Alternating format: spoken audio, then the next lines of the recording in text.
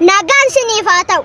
Har'a argaanni siniif qabadhee dhufe Kiristoosiif hojjetaa ba'eessa ta'uu isa dura Ximooxiyoos keessatti boqonnaa 4 lakkoofsa 10 irraa kaastanii yoo dubbiftan Waaqayyo fayyisaa nama hundumaati.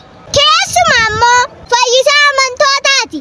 Lakkoofsa 15 irratti yoo ilaaltan Phaawulos yeroo Ximooxiyoos gorsu namni hundinuu itti guddachaa deemuu kee akka arganitti kennaa kanaan hojjedhu ittis of gadhiisi jedhee tolcheet itti hime.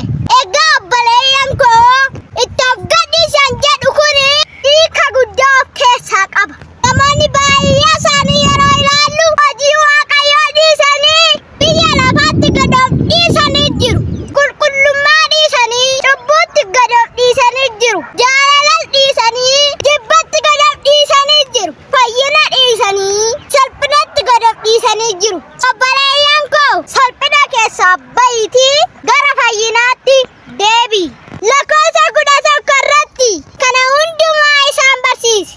Tokko akkaataa jireenyaatiin, 2 jaalalaan, 3 amantiidhaan, 4 of qabuudhaanis amantootaaf fakkeenya ta'iifi jedheen.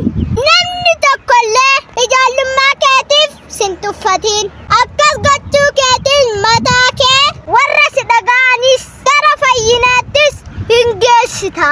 Mee gara ofii keenya